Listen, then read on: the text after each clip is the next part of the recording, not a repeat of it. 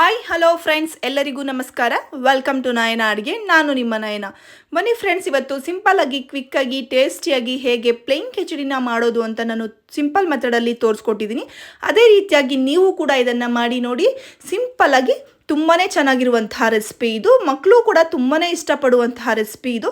ಮಕ್ಕಳು ಯಾರು ಹಸಿವಾಗಲ್ಲ ಅಂತಿರ್ತಾರಲ್ಲ, ಅವರಿಗೆ ಈ ರೀತಿಯಾಗಿ ಮಾಡಿಕೊಡಿ, ತುಂಬಾ ಇಷ್ಟಪಟ್ಟು ತಿಂತಾರೆ. ತುಂಬಾ ಚೆನ್ನಾಗಿರುತ್ತೆ. ಅದಕ್ಕೋಸ್ಕರ ಮನೇಲಿ ಏನು ತರಕಾರಿ ಇಲ್ದಾಗ ಏನು ಮಾಡೋದಪ್ಪ ಅಂತ ಯೋಚನೆ ಮಾಡ್ತಿರ್ತೀರಾ, ಹಾಗಾದರೆ ಈ ರೆಸಿಪಿನ ಒಂದ್ಸತಿ ಟ್ರೈ ಮಾಡಿ ನೋಡಿ. ಪ್ಲೈನ್ ಕಿಚಡಿ ಹೇಗೆ ಮಾಡೋದು ಅಂತ ನೋಡೋಣ ಬನ್ನಿ. ಈಗ ಒಂದು ಬೌಲಲ್ಲಿ ನಾನು ಅಕ್ಕಿನ ತೊಗೊಂಡಿದ್ದೀನಿ, ಒಂದು ಬೌಲಲ್ಲಿ. ಅದೇ ಬೌಲಲ್ಲಿ ಅರ್ಧ ತೊಗರಿಬೇಳೆ, ಅರ್ಧ ಹೆಸರುಬೇಳೆನ ತೊಗೊಂಡಿದ್ದೀನಿ ನೋಡಿ. ಈಗ ಒಗ್ಗರಣೆಗೆ ಒಂದು ಮೀಡಿಯಮ್ ಟೊಮ್ಯಾಟೊ, ಒಂದು ಮೀಡಿಯಮ್ ಈರುಳ್ಳಿ, ಕರಿಬೇವು, ಕೊತ್ತಂಬರಿ, ಒಂದು 4 ಹಸಿಮೆಣಸಿನ್ಕಾಯಿ, ಶುಂಠಿ ಬೆಳ್ಳುಳ್ಳಿನ ಜಜ್ಜಿ ಇಟ್ಕೊಂಡಿದ್ದೀನಿ.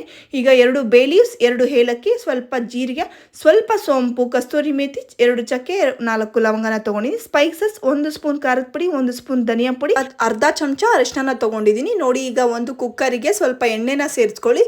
ಈಗ ನಾವು ತೊಗೊಂಡಿರುವಂತಹ 2 ಬೇ ಲೀವ್ಸ್, 4 ಏಲಕ್ಕಿ, ಚಕ್ಕೆ ಎಲ್ಲವನ್ನು ಸೇರಿಸ್ಕೊಂಡು, ಈಗ ಸ್ವಲ್ಪ ಜೀರಿಗೆ ಮತ್ತು ಸೋಂಪನ್ನು ಕೂಡ ನಾನು ಈಗ ಸೇರಿಸ್ಕೊಂಡು ಚೆನ್ನಾಗಿ ಫ್ರೈ ಮಾಡ್ಕೊತಾ ಇದ್ದೀನಿ ನೋಡಿ. ಈಗ ಜೀರಿಗೆ ಮತ್ತು ಸೋಂಪು ಕೂಡ ನಾನು ಈಗ ಸೇರಿಸ್ಕೊಂಡು ಚೆನ್ನಾಗಿ ಫ್ರೈ ಮಾಡ್ಕೊತಾ ಇದ್ದೀನಿ. ಕಸ್ತೂರಿ ಮೇಥಿನ ಹಾಗೆ ಇಟ್ಕೊಳ್ಳಿ, ಅದನ್ನು ಹಾಕೋಕೆ ಹೋಗ್ಬಿಡಿ, ಲಾಸ್ಟಲ್ಲಿ ಹಾಕೋಬೇಕಾಗುತ್ತೆ. ಈಗ ಮತ್ತೆ 4 ಹಸಿಮೆಣಸಿನ್ಕಾಯಿ, ಜಜ್ಜಿರುವಂಥ ಬೆಳ್ಳುಳ್ಳಿ, ಶುಂಠಿನೂ ಕೂಡ ನಾನು ಈಗ ಅದಕ್ಕೆ ಸೇರಿಸ್ಕೊಂಡು ಚೆನ್ನಾಗಿ ಹಸಿ ವಾಸನೆ ಹೋಗೋವರೆಗೂ ಕೂಡ 1 ನಿಮಿಷ ನಾನು ಅದನ್ನು ಮೀಡಿಯಮ್ ಫ್ಲೇಮಲ್ಲಿ ಇಟ್ಕೊಂಡು ಚೆನ್ನಾಗಿ ಫ್ರೈ ಮಾಡ್ಕೊತಾ ಇದ್ದೀನಿ. ಈಗ ಚೆನ್ನಾಗಿ ಫ್ರೈ ಆದಮೇಲೆ ಹಚ್ಚಿಟ್ಟಿರುವಂತಹ ಈರುಳ್ಳಿನ ನಾನು ಅದಕ್ಕೆ ಸೇರಿಸ್ಕೊತಾ ಇದ್ದೀನಿ.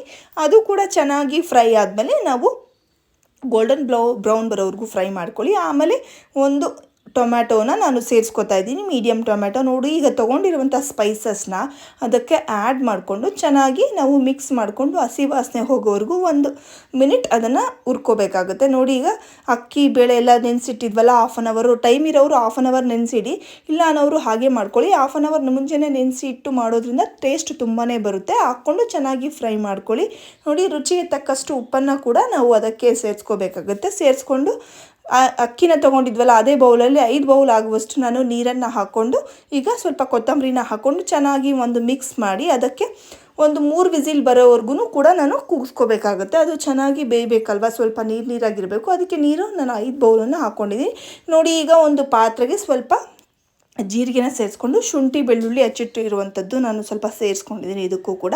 ಅದು ಚೆನ್ನಾಗಿ ಫ್ರೈ ಆದಮೇಲೆ ಸ್ವಲ್ಪ ಕರಿಬೇವನ್ನು ಹಾಕ್ಕೊಳ್ಳಿ, 1-2 ಕರಿಬೇವನ್ನು ಹಾಕ್ಕೊಂಡು, ಈಗ ಏನು ಮಾಡಬೇಕಂದ್ರೆ ಅದಕ್ಕೆ ಒಂದು ಸ್ವಲ್ಪ ನೀರನ್ನು ಹಾಕ್ಕೊಳ್ಳಿ ನೋಡಿ. ಹಾಕ್ಕೊಂಡು ಒಂದು ಅರ್ಧ ಚಮಚದಷ್ಟು ಖಾರದ ಪುಡಿನ ನಾನು ಇದಕ್ಕೆ ಸೇರಿಸ್ಕೊಂಡು ಚೆನ್ನಾಗಿ ಫ್ರೈ ಮಾಡ್ಕೋತಾ ಇದ್ದೀನಿ. ಚೆನ್ನಾಗಿ ಅದು ಕುದಿ ಬಂದಮೇಲೆ ನಾವೀಗ ಏನು ಮಾಡಬೇಕು, ಸ್ವಲ್ಪ ಕೊತ್ತಂಬರಿನ ಹಾಕ್ಕೊಂಡು ಸ್ಟವ್ನ ಆಫ್ ಮಾಡ್ಕೋಬೇಕಾಗುತ್ತೆ. ಆಫ್ ಮಾಡ್ಕೊಬಿಡಿ ನೋಡಿ. ಈಗ ನಾನು 3 ವಿಸಿಲ್ ಇಟ್ಟು ಬೇಯಿಸ್ಕೊಂಬಂದಿದ್ದೆ ಇದನ್ನು ನೋಡಿ. ಈ ರೀತಿಯಾಗಿ ಇದು ಚೆನ್ನಾಗಿ ನೋಡಿ ಯಾವ ಟೆಕ್ಸ್ಚರಿಗೆ ಬಂದಿದೆ ಅಂತ, ಇದು ಚೆನ್ನಾಗಿ ಆಗಿದೆ. ಈಗ ಅದಕ್ಕೆ ನಾವು ತೊಗೊಂಡಿದ್ದಂತಹ ಕಸ್ತೂರಿ ಮೇಥಿನ ಈಗ ಅದಕ್ಕೆ ಆ್ಯಡ್ ಮಾಡಿ ಲೋ ಫ್ಲೇಮ್ ಇಟ್ಕೊಂಡು ಕಸ್ತೂರಿ ಮೇಥಿನ ಆ್ಯಡ್ ಮಾಡಿಕೊಂಡು 1 ನಿಮಿಷ ಅದನ್ನು ಚೆನ್ನಾಗಿ ಮಿಕ್ಸ್ ಮಾಡಿ ಲೋ ಫ್ಲೇಮಲ್ಲಿ ಬಿಡಿ. ಅದನ್ನು 1 ನಿಮಿಷ ಲೋ ಫ್ಲೇಮಲ್ಲಿ ಚೆನ್ನಾಗಿ ಬೇಯಿಸಿದ್ದಾದಮೇಲೆ ಈಗ ನಾವು ತೊಗೊಂಡಿದ್ವಲ್ಲ, ಒಗ್ಗರಣೆ ಹಾಕಿ ಇಟ್ಕೊಂಡಿದ್ವಲ್ಲ, ಅದನ್ನು ನಾವು ಹಾಕುವಂಥ ಸಮಯ ಈಗ ನೋಡಿ. ಈಗ ಈ ರೀತಿಯಾಗಿ ಈಗ ರೆಡಿಯಾಗಿದೆ. ಇದಕ್ಕೆ ನಾವು ಈಗ ತೊಗೊಂಡಿರುವಂತಹ ಒಗ್ಗರಣೆ ಇದೆಯಲ್ಲ, ಅದನ್ನು ಹಾಕ್ಕೊಂಡು ಚೆನ್ನಾಗಿ ಅದನ್ನು ಕೂಡ 1 ನಿಮಿಷ ಮಿಕ್ಸ್ ಮಾಡ್ಕೋಬೇಕಾಗುತ್ತೆ. ಚೆನ್ನಾಗಿ ಮಿಕ್ಸ್ ಮಾಡಿಕೊಂಡು ಲೋ ಫ್ಲೇಮಲ್ಲಿ ಅದನ್ನು 1-2 ನಿಮಿಷ ಅದನ್ನು ಚೆನ್ನಾಗಿ ಕುದಿಸ್ಕೊಳ್ಳಿ. ರೈಸ್ಗೆ ಚೆನ್ನಾಗಿ ಅದು ಒಗ್ಗರಣೆ ಎಲ್ಲ ಇಟ್ಕೊಳ್ಳೋವರೆಗೂ ಚೆನ್ನಾಗಿ ಮಿಕ್ಸ್ ಮಾಡಿಕೊಡಿ. ತುಂಬಾ ಟೇಸ್ಟ್ ಚೆನ್ನಾಗಿ ಬರುತ್ತೆ ನೋಡಿ. ಈಗ ಇನ್ನೇನು ಮಿಕ್ಸ್ ಮಾಡಿದ್ಮೇಲೆ ನೋಡಿ ಎಷ್ಟು ಚೆನ್ನಾಗಿ ರೆಡಿಯಾಗಿದೆ. ತಿನ್ನೋದಕ್ಕಂತೂ ತುಂಬಾ ಚೆನ್ನಾಗಿರುತ್ತೆ, ಟೇಸ್ಟಿಯಾಗಿ ಈಗ ರೆಡಿಯಾಗಿದೆ. ಸರ್ವ್ ಮಾಡ್ಕೊಳ್ಳಿ ನೋಡಿ. ಇದೇ ರೀತಿಯಾಗಿ ಈಸಿ ಆ್ಯಂಡ್ ಟೇಸ್ಟಿ ರೆಸಿಪೀಸ್ಗೋಸ್ಕರ ನಯನ ಅಡುಗೆ ಚಾನಲ್ನ ಸಬ್ಸ್ಕ್ರೈಬ್ ಮಾಡ್ಕೊಳ್ಳಿ, ಫಾಲೋ ಮಾಡಿ, ಶೇರ್ ಮಾಡಿ. ಇನ್ನಷ್ಟು ವೀಡಿಯೋಸ್ಗಾಗಿ ಕಾಮೆಂಟ್ ಮಾಡಿ. Thank you. ಬಾಯ್ ಎಲ್ಲರಿಗೂ.